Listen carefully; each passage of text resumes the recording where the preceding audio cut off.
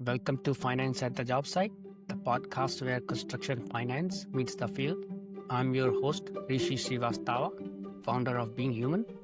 In each episode, I sit down with construction CFOs, controllers, owners, project managers, IT leaders, ERP consultants, and industry experts to uncover how they connect the back office with the field, choose and implement technology, manage cash flow, and drive profitable projects. Whether you are running the numbers, leading the team, or designing the systems that keep projects moving, this is your place to learn what's working, what's broken, and what's next in construction finance. Today, our guest is Jennifer Tindal. Jennifer, welcome. The first section here is on your journey and foundations. Tell us a little bit about yourself. How did your path lead you into construction finance? And what kept you in the industry for the long haul? It was kind of an accident. I have to say it was a beautiful accident because my first job outside of some babysitting and, in college, babysitting and working as a waitress, I found a job that was close to NC State where I was in undergrad, and it was in the construction field. It was with the Division 8 and 10 material supplier, door and frame supplier. And so that's where I first got my introduction to construction accounting. And I really was looking for the job more because of its location. And I just kind of caught the bug and figured out that construction accounting is a career in itself.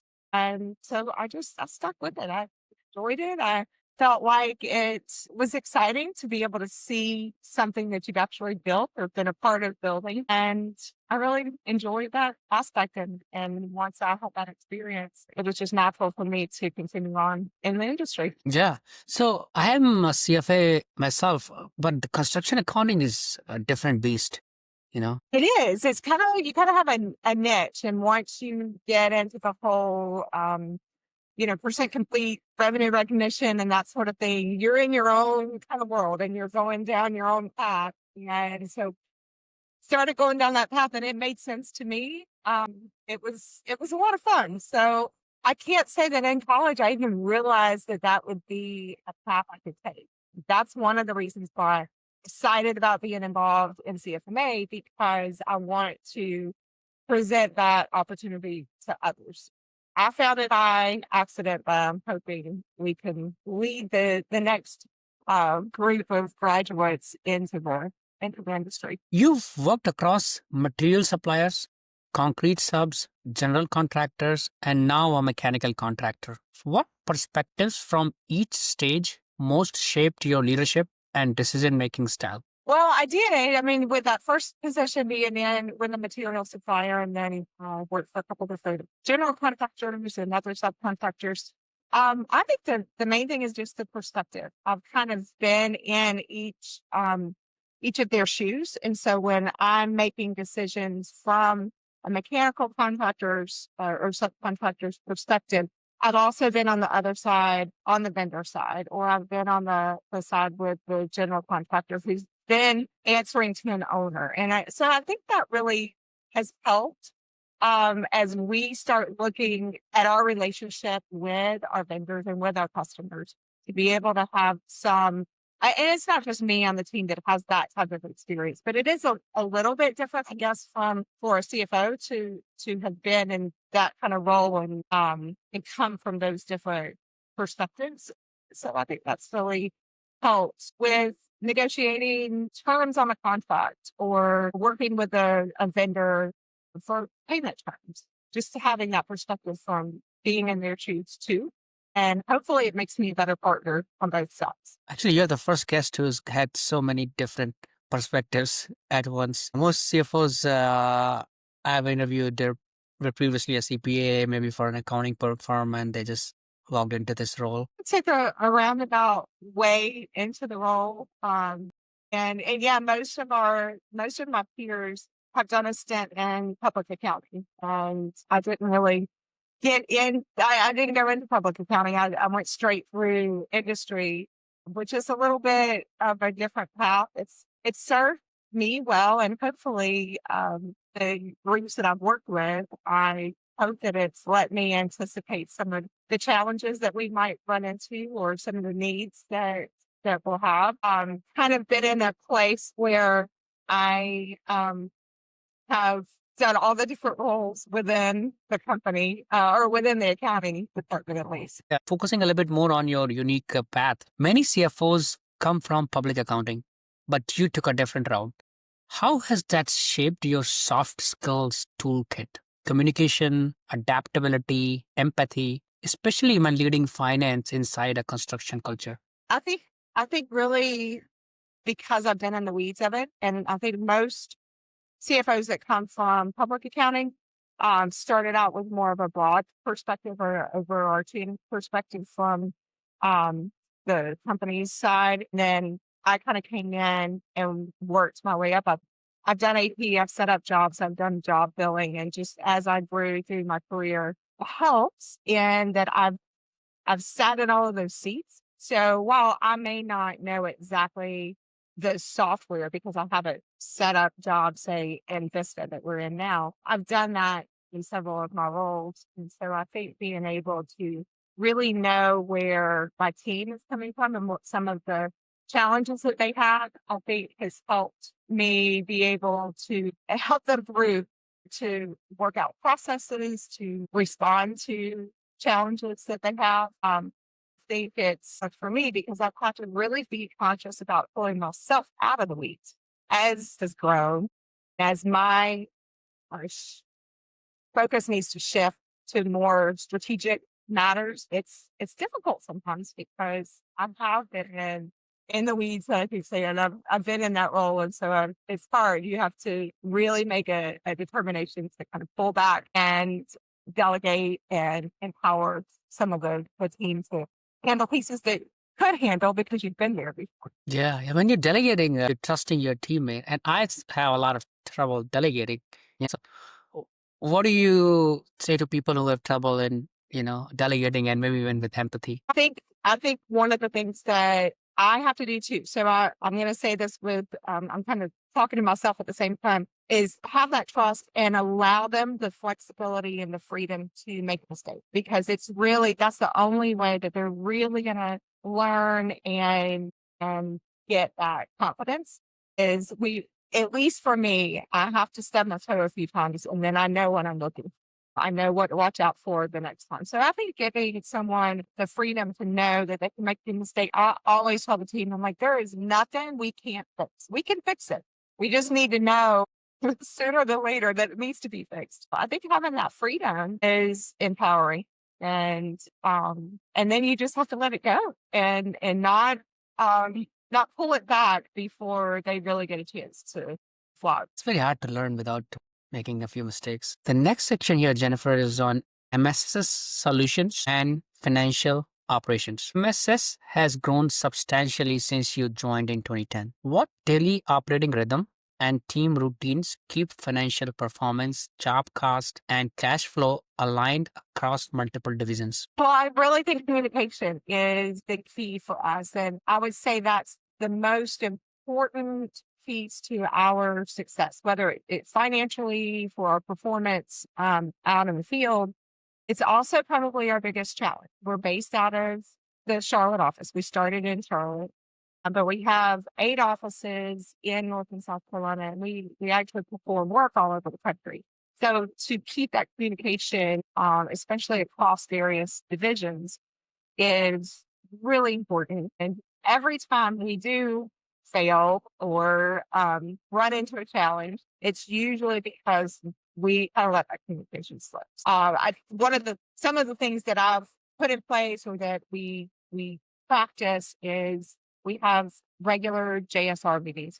For us, there are job status review meetings. And those are the meetings between accounting and operations. And we go through every job and just talk about everything from the costs and where they feel like they are from a completion standpoint to make sure that the percentage calculation matches up to where they really think that they are in practice. We talk about anything from outstanding change orders, challenges on the job, labor shortages, just all of the different topics. And that way we have an idea from an accounting standpoint of what we might be up against, things to watch out for.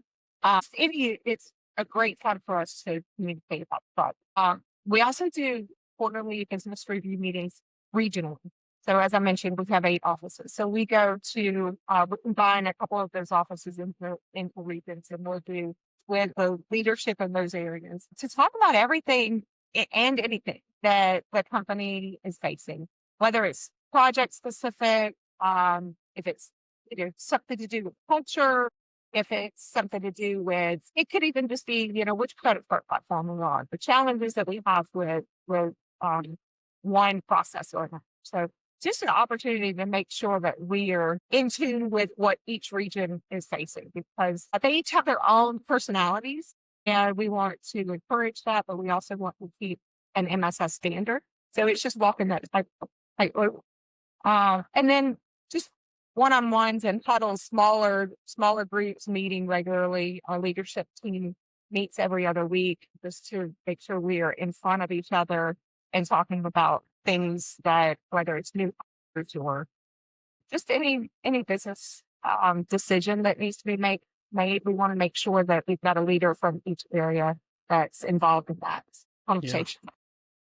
Operations and finance, that communication is so vital. Next question is, with HVAC, automation, fire/security, and fabrication divisions, how do you promote cross-department collaboration between project managers, service teams, and accounting? It's one of my favorite words, and it's collaboration. And we kind of have a little bit of an inside joke because I usually can't get through an interview with a new hire without using that word. It's really important to making that work when you have multiple divisions. Each one of our divisions has a full book of business on its own, but then we also perform a lot of projects together. And when you're on a job site and there are multiple divisions, but we're all wearing the MSS hard hat, we want that to be seen as first. So it's important that our MSS controls division is aware of and supporting MSS mechanical division and vice versa. We practice some things that we do to help with that is combine turnover meetings. If there is a project where we have multiple divisions, and we do quite a few of those, we combine those turnover meetings so that everybody is at the table at the same time. We combine the JSL meetings for some of those projects, the job status review meetings that I mentioned. It takes a lot of deliberate effort to make sure that you don't get too focused on your silo, your area of expertise. One other thing that we've implemented or are in the process of implementing is looking at our bonus plan, our project bonus plan, to make sure that that's not just promoting one division's success, but MSS's success overall. So it's tough to do because you do have a team that needs to be focused, but then everyone has to make sure that as a whole MSS. So that's really the kind of mantra that we are trying to promote with things like a bonus plan and turnover meetings and job status review. I used to be a commodities trader, and every beginning of month we projected a profit and loss, and the end of month comes and accounting actually tells us like how good our estimates are, and most of the time they were not very good, and it got very contentious. Like when you project things out and they don't line up what the accounting comes back with, it's kind of tough. The collaboration sometimes turns into competition. And some of that, there's a good place for some competition. It can be healthy, but not at the expense of the other group, because as a whole, we want to take care of each other and make sure that the company is profitable, that we're servicing the customer to the best way that we can, and that we're a good partner with our vendors. Those are important concepts. So anything that promotes that, I think in the end, we should all win if we're taking care of this. MSS runs about 80% project-based and 20% service work. What are the key process and people challenges when managing both long-term construction projects and fast-run service work? Probably it's one of the most challenging parts of being at MSS, because we did start out as a service company, an HVAC service company. So we have service in our roots, in our blood, but that grew into where more of our revenue volume anyway is really project-based work. They're two totally different animals. And at MSS, they're very much commingled. So we can have a service call or work order, kind of a daily break fix type situation.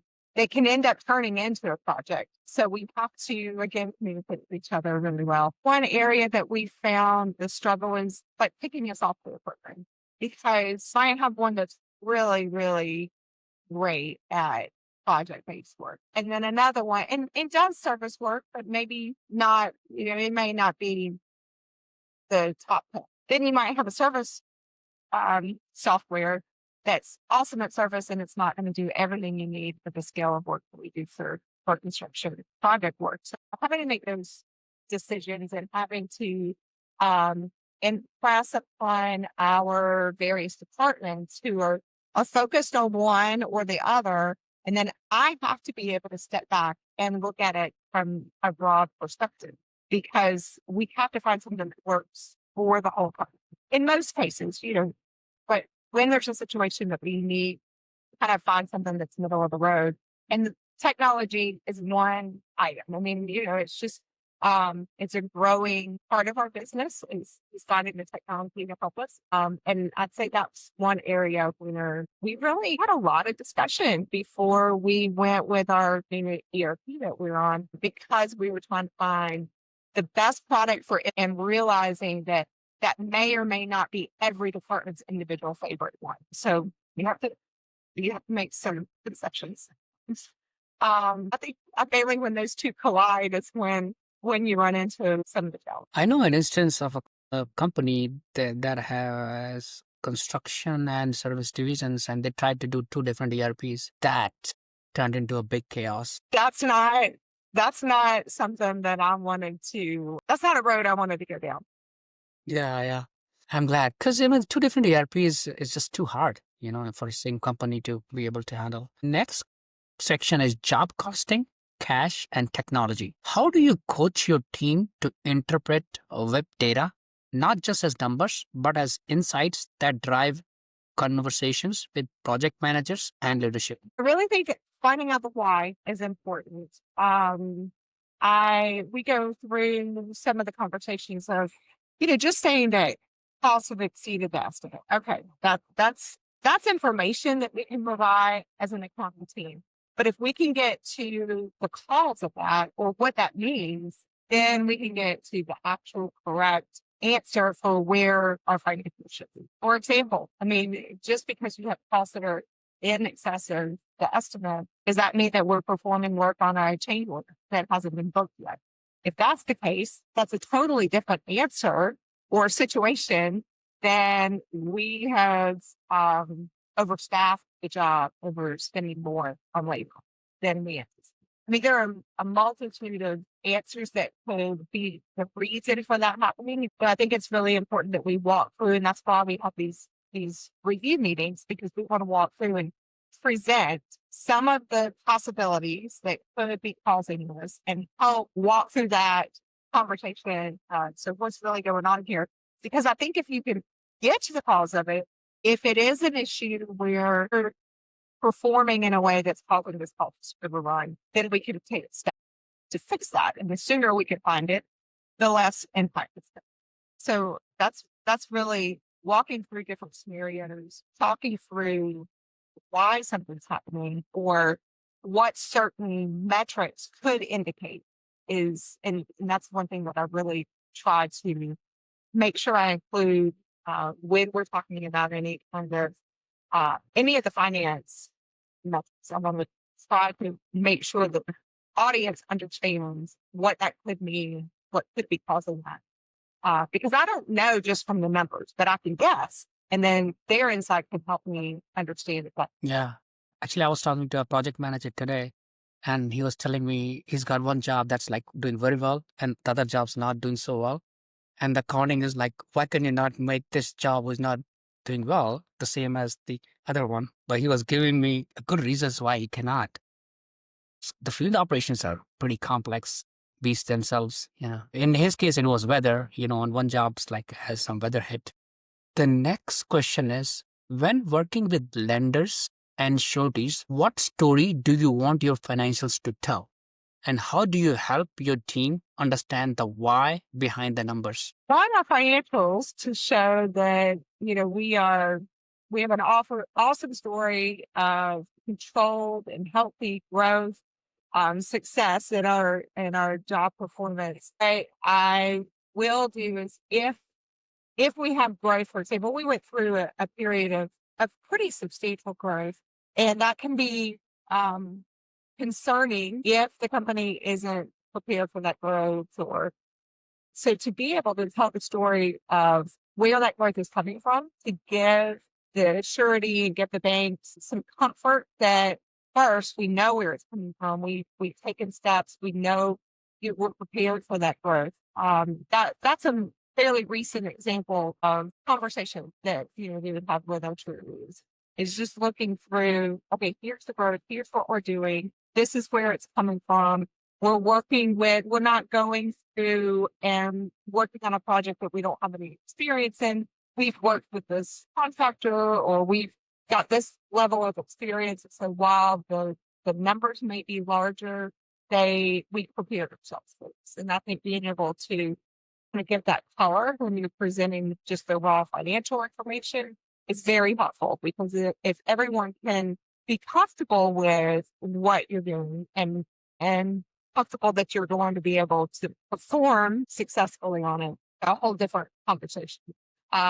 If you're kind of shooting blind and you're not really sure where this growth, for example, is coming from, then there's a longer road to get to that comfort. Yeah, that relationship with sureties and lenders is so important. You evaluated different AP automation tools. How do you balance technology adoption with human side, training, trust, and user confidence when rolling out new systems? You absolutely have learned this the hard way sometimes too. You absolutely have to buy in. You can have the best product out there, and if the team that's actually using it doesn't believe in it, or feel like it's going to help them, then it's not going to work.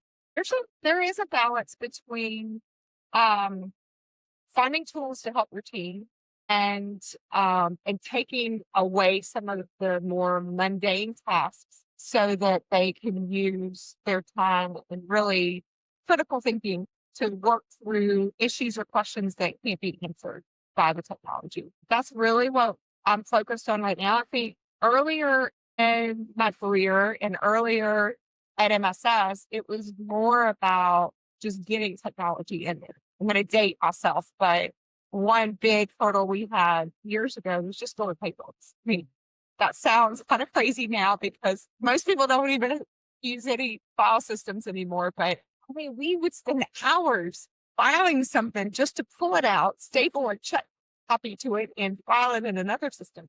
So when we felt like we were really ahead of the times when we got past that. Now I think we've taken another step where the technology is taking over some of those tasks that are just repetitive, and hopefully allowing our teams to have a little more just interest in their tasks and in their duties, where they can use some problem solving skills and have communication with someone else and run down a question, and instead of just kind of churning through data entry. So that's really what I look for, is ways that I can take away the mundane and hopefully enhance or enrich someone's day and let them have a job that's fulfilling. Yeah. I mean, nobody is meant for pure data entry all day. What role do soft skills and communication play when resolving vendor issues, exceptions, or job cost discrepancies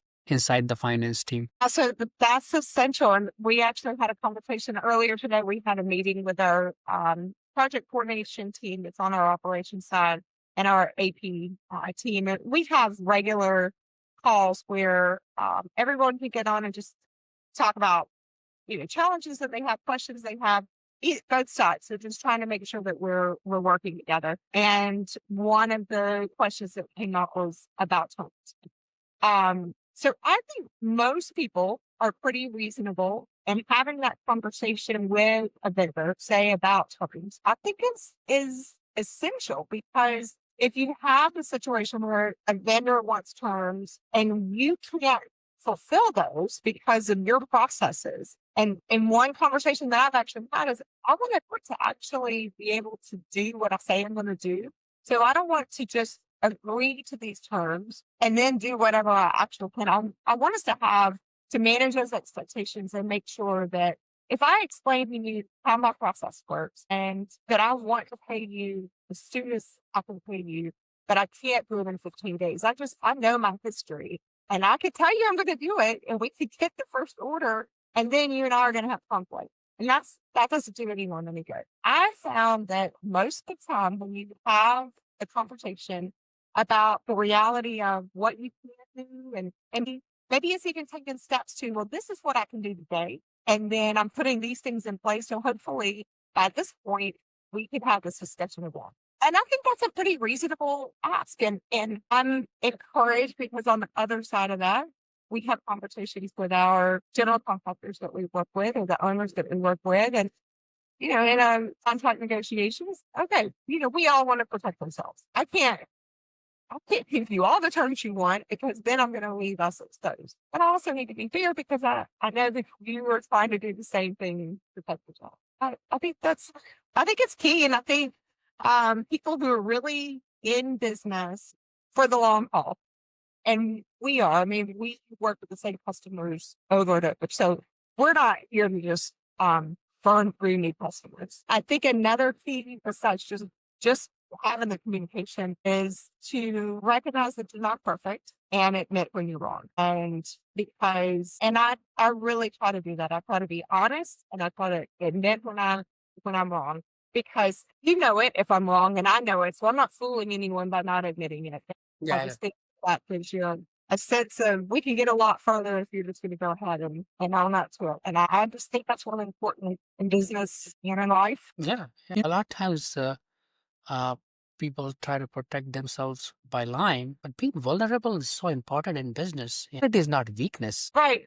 Well, every stage that I'm in now, I'm working for the largest company I've worked for. So I feel pretty vulnerable a lot of the times, because I don't have all the answers, and I'm going to mess up sometimes. So best I could do is just tell you when I do and try to make it better. Next section here, Jennifer, is on leadership, people, and culture. What's your approach to managing team dynamics, especially among field operations, accounting, and executives who sometimes see priorities differently? That's a good question. Yeah, I hate to sound like a broken record, but the communication and collaboration is really important. I think it's important when you're in those situations to listen and really hear what the other side, what their pain point is. At least I know at MSS, no one is attempting to just trade pain in one area and push it to another. That's not the goal. The goal is to get rid of that pain point, and let's have a smoother process. It can sound sometimes like someone just wants to push something over to another department. And I don't believe that that's really the goal. So I think really listening, and without already deciding what you're going to say next, and kind of hearing where they're coming from. Like we said before, it is tough to manage projects in the field. And there is a reason that I am not out there, because I don't think I would be very good at it. So I'm going to stay here. I'm going to do what I'm good at, and hopefully be supported and be able to provide our operations team with data they need, information they need, perspective that they need. So yeah, I think really just listening while you're having this. How do you nurture growth and confidence in your accounting staff so they evolve from data processors into business partners? I think the best way is to encourage them to work directly with maybe across departments. Kind of like what we were saying before, delegate, and then give them the flexibility to go and make decisions, or set up a meeting. They've got an issue.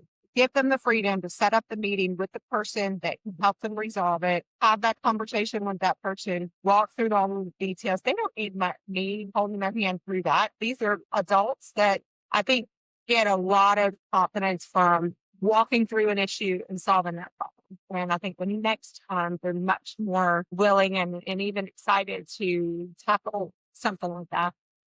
That meeting that I mentioned that we had earlier today, that's that sort of, we just set up the platform and then we let them talk. And it's amazing. You might hear one side says, well, this is what's happening over here. And the other says, oh, well, if I click this button, then it will do this. And, or someone had an issue and trying to figure out who issued a purchase order. Well, one of our project coordinators said, well, here's a tool that I've been using, and lo and behold, it's exactly what they need. And it's just one of the I don't want to say problems, but it's one of the challenges that comes with when you grow. You don't know everything about the company. And so having that one-on-one relationship across departments, I think is really, really helps build that confidence so that they can go and mine's very unique kind of little issue that pops up, and they're going to pop up on a daily basis. Yeah. I mean, the top quality a leader has is, can they create more leaders? They create a lot of leaders, good leaders. As MSS has scaled, what specific people management frameworks, mentorship, check-ins, empowerment have helped you maintain a healthy, motivated finance culture? Well, yeah, I mean, we've done all of those mentorships. We have a fairly informal program that I've mentored one of our up and coming engineers, and I was able to celebrate with her when she passed her PE exam. I'm currently mentoring someone on our marketing team.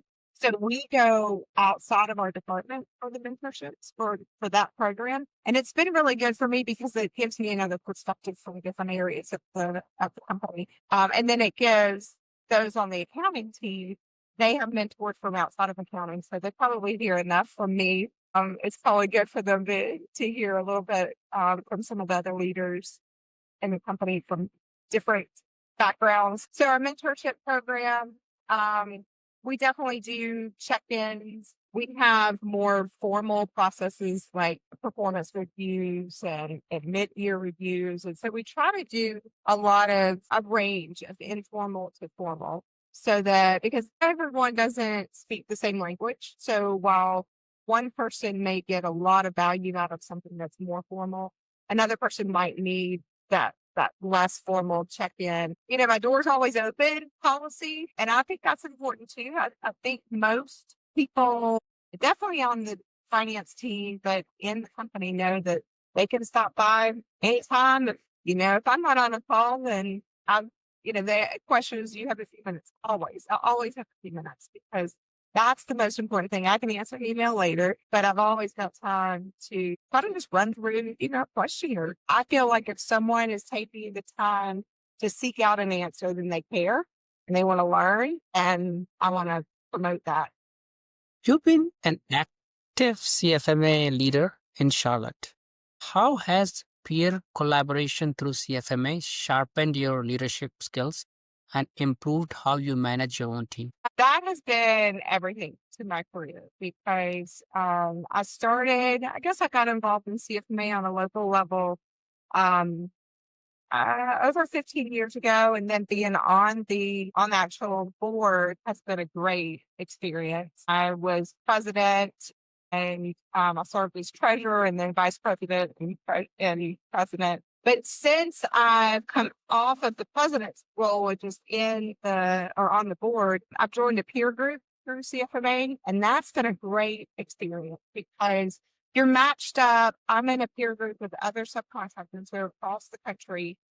So we're not competitors, but that's an opportunity to really hone in on asking questions like, what platform do you use for this?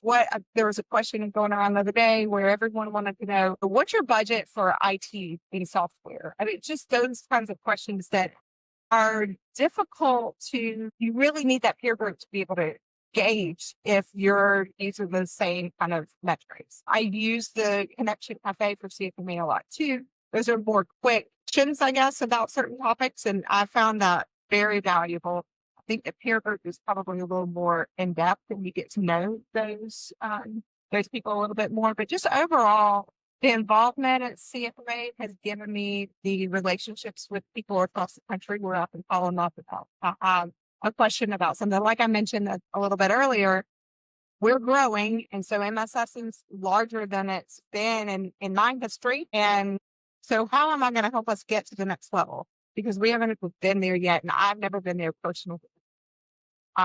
So I lean a lot on my relationships with my peers, and hopefully I'm offering them some of the same benefit. I just think it's key to everything, from understanding if you're on the right track as a company, from um, budget metrics and how you run everything from expense reimbursements. I mean, it could be, is there a better way to do this? And we're all trying to figure out, is there a better way to run this business? And if there is, if somebody else is doing something, we may, take bits and pieces of it, merge it together and make it fit in MSS.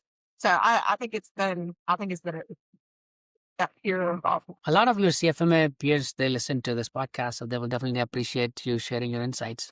So the last section is actually on risk, resilience, and the road ahead. This is the last question. Looking ahead, 12 to 18 months, what's next for your finance organizations, whether in talent development, technology enablement, or culture building, to keep MSS financially strong and people-centered? I tell my team I want us to be best in class. I want our vendors, when they see our name come across, that they have 100% confidence in the finance team at MSS. I want our customers, when they see that we're going to be a subcontractor on one of their jobs, they're like, MSS has got their act together. They know what they're doing. From performing the work, absolutely. But I want our accounting team to be best in class. So what are we doing? Because we're not there. We're not perfect. We definitely fumble sometimes, but some of the things that we're doing, definitely implementing technology where we can eliminate some of the mundane tasks that we talked about before. If we can shorten that road from start to finish on whether it's the billing process or the accounts payable process, we are in the process of implementing managers over each one of our divisions in the accounting department. So we've got like our accounts payable team, and we've recently hired an accounts payable manager to just manage that team because it's growing. And we noticed, like, we started adding people to do the work, but then you have a whole team of people that need a leader that's focused 100% on what they are doing. And I can't do that full time because I've got other responsibilities. And for a while, our controller could do that, but now it's growing more. And so that's one thing that we've noticed. We've got the accounts payable team, accounting team. So really to just kind of, I guess, narrow that down for everyone, I think is focused attention as we're growing so that we are continuing to improve each one of those processes. Otherwise, we found we would put a lot of attention over here, and this side would kind of drop off a little bit. And we're like, oh no, we got to, it's like spinning plates. We got to run over here and spin this one for a little bit, and then this one would drop off a little bit. So we are also in the process of moving some talent out of the Charlotte headquarters. So we've been in business for almost 30 years, and we are just now at the point where we're going to have an accounting team member in each one of our offices.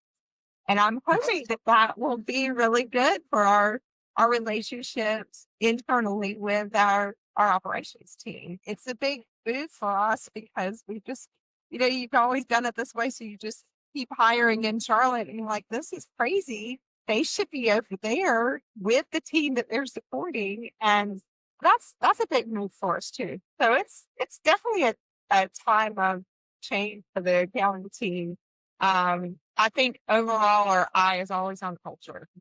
That's really important to MSS. It's important to me for our accounting team. That's the piece I think that's maybe kept us from spreading our accounting team across our 8 offices because it's harder to keep that culture. So we're going to have a Thanksgiving potluck, and the people from the regional offices that are part of the accounting team are going to come tomorrow, and we're all going to have lunch together.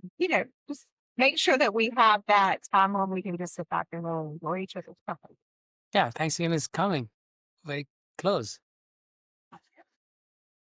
I'm glad that you're thinking so carefully about culture. Culture is very important. did a survey recently for the accounting team and just to find out why things were important to them, how they felt the culture was, because it really doesn't matter if I think we're doing a great job on culture. If everybody on the team disagrees, then we're doing a terrible job on culture. So we did the survey, and one of the responses that I was really pleased with, every one of the team members noted that team success was a key factor that was important to them. And I'm like, I can't ask for any more than that. If you come in every day and you want the whole team to succeed, then that's you need. You got the heart in it, then we'll make all the other stuff happen. So yeah, the culture is really, really important, especially in such a digital age. Jennifer, thank you so much for your time. I had a great time chatting with you. Thank you. I really enjoyed it. Appreciate the opportunity. Thanks for listening to Finance at the Job Site. If you found today's conversation valuable, share it with a teammate and subscribe so you don't miss the next episode. You can listen on Apple Podcasts or Spotify or watch on YouTube. Just search Finance at the Job Site. Until next time, here is to building smarter, faster, and more profitable projects.